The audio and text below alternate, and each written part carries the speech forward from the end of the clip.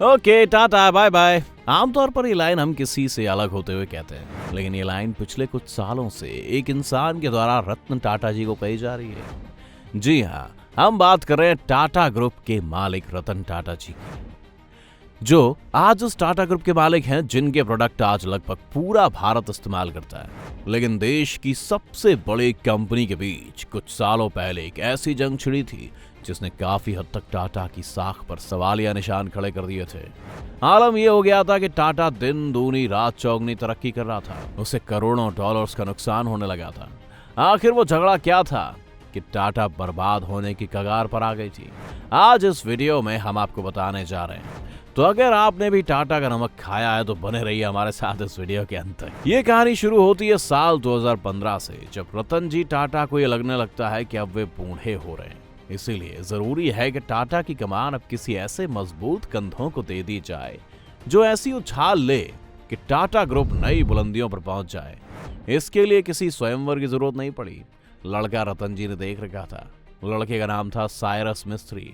अब आप सोच रहे होंगे कि साइरस को ही क्यों चुना गया, तो आपको बता दूं कि भले ही इनका नाम वायरस के साथ राइम करता हो, लेकिन इस इंसान ने जिस तरह से अपने परिवार की कंपनी शापूरजी पलोनजी को कुछ ही सालों में ऊंचाई पर पहुंचाया था, उसे देखते हुए रतन जी को इनके मजबूत कंधों का आभास हो गया था। शापूरजी पालनजी के बारे में आपको बता दें कि देश की बड़ी कंस्ट्रक्शन कंपनी है, जो टाटा के शुरुआती दिनों में पार्टनर कंपनी भी थी। यानी टाटा के कुछ शेयर इस कंपनी के पास भी हैं। अब शायद आपको ये बात साफ हो गई होगी कि साइरस ही क्यों। इसी के बाद रतन जी ने 2015 में टाटा समूह की पूरी जिम्मेदारी सौंप दी साइरस भाई को और खुद बुढ़ापा एंजॉय करने में लग गए।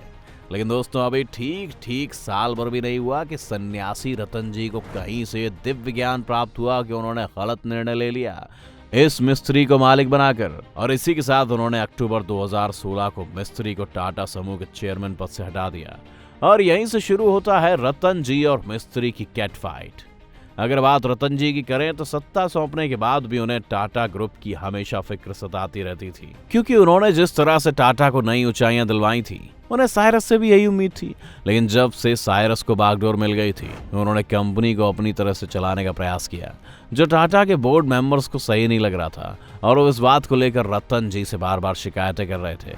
और आखिरकार रतन जी ने बोर्ड मेंबर्स की बात पर जब गौर करना शुरू किया तो उन्हें भी साइरस के काम करने के तरीके में बहुत सारी खामियां नजर आईं। और कंपनी की साख बचाने के लिए उन्होंने साइरस को जबरदस्ती पद से हटा दिया। टाटा ने साइरस को हटाने के पीछे बहुत से कारण बताए, जिनमें से पहला यह था कि साइरस ने अपने कार्यकाल में देश की सबसे बड़ी सॉफ्टवेयर कंपनियों में से एक टाटा कंसल्टेंसी सर्विसेज यानी TCS, जो कि टाटा समूह की सबसे बड़ी कंपनी है, जो पहले से ही काफी प्रॉफिट में चल रही थी, उसी पर अपना ध्यान सबसे ज्यादा दिया। इसके बजाय इसकी जो दो कंपनियां घाटे में हैं, उन्हें उबारने के लिए साइरस ने टाटा के देश विदेश में फैले होटल से हो रहे लॉस को बचाने के लिए उन होटल्स के शेयर्स को बेचकर नुकसान से बचने का काम करने लगा, जिससे कि टाटा के होटलों पर उनकी पकड़ कम होने लगी थी। इसके अलावा साइरस ने जापानी कंपनी डोकोमो के साथ बुरा बर्ताव किया, जिससे कि टाटा की टेलीकॉम कंपनी को छोड़कर डोकोमो चली गई। और साथ ही उसने टाटा पर $1.2 बिलियन का हर्जाना थोप दिया, जिससे कि टाटा को बहुत लॉस हुआ था। और यहीं से साइरस ने बोर्ड मेंबर्स का भरोसा खो दिया और उसके बारे में कहा जाने लगा कि ये टाटा का मालिक होने के बावजूद भी अपनी घर की कंपनी को ही बनाने में लगा हुआ है। यानी कि अगर साफ शब्दों में कहा जाए तो साइरस की नीयत टाटा को लेकर साफ नहीं थी। इतने सारे कारण देखने के बाद रतन जी ने जबरदस्ती टाटा को साइरस से अलग कर दिया। अब अगर किसी को अचानक से राजा बनाकर उसे अगले ही साल गद्दी से उतार कर भगा दिया जाए, उस बेचारे को बुरा तो लगेगा ही। इसी बुरे को फील करते हुए टाटा के लिए वायरस बन चुका साइरस पहुंच गया national company law appellate tribunal, या शॉर्ट में कह लें तो NCLAT। ये वो ऑर्गेनाइजेशन है जो ऐसी बड़ी कंपनियों के झगड़े को सुलझाने का काम करती है। साइरस की याचिका को सुना गया और उसने बताया कि उसे किस तरह से बिना बताए जबरन चेयरमैन पद से हटा दिया गया।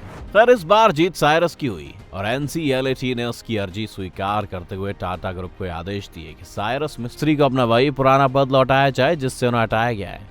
इसी बीच साइरस ने खुद को निकाले जाने के बाद एक लेटर लिखा था, जिसमें उसने बताया कि कैसे रतन टाटा ने टाटा में हुए सारे लॉस से जुड़े काम उससे करवाए थे।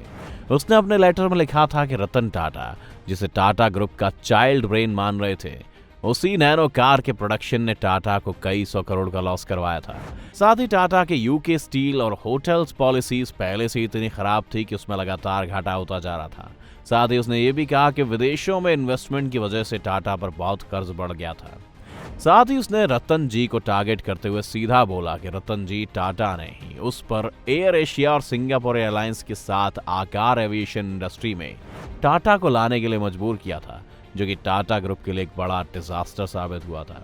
जब एनसीएलटी ने साइरस मिस्त्री को 2019 में वापस टाटा ग्रुप की कमान देने का आदेश दिया, तो इस आदेश के खिलाफ रतन टाटा जी ने सुप्रीम कोर्ट में याचिका दायर की। याचिका की सुनवाई करते हुए सुप्रीम कोर्ट ने एनसीएलटी के सभी आदेशों पर रोक लगा दी और साइरस फिर से मालिक बनते बनते रह गए। खैर, अभी ये लड़ाई कब तक चलेगी और आगे चलकर टाटा ग्रुप का मालिक कौन बनेगा, क्योंकि रतन जी की अपनी कोई संतान ना होने के नाते ये तो तय है कि टाटा को कोई और ही संभालेगा।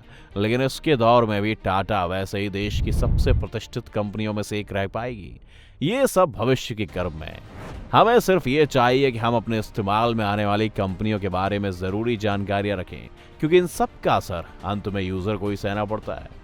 आपको क्या लगता है कि टाटा की इस लड़ाई में कौन सही है, साइरस मिस्त्री या रतन जी टाटा? आप हमें कमेंट करके बता सकते हैं। अगर आज की वीडियो आपको पसंद आई हो तो इसे लाइक करने के साथ साथ अपने दोस्तों और रिश्तेदारों के साथ शेयर जरूर कर दें। अगर आप ये वीडियो यूट्यूब पर देख रहे हैं तो चैनल को सब्सक्राइब करके बेल आइकन दबा दें, और अगर फेसबुक पर आप ये वीडियो देख रहे हैं तो फेसबुक पेज को जल्दी से लाइक करें। फिलहाल के लिए इतना ही। अभी के लिए दीजिए हमें इजाजत। आपसे मुलाकात होगी अगली वीडियो में। शुक्रिया।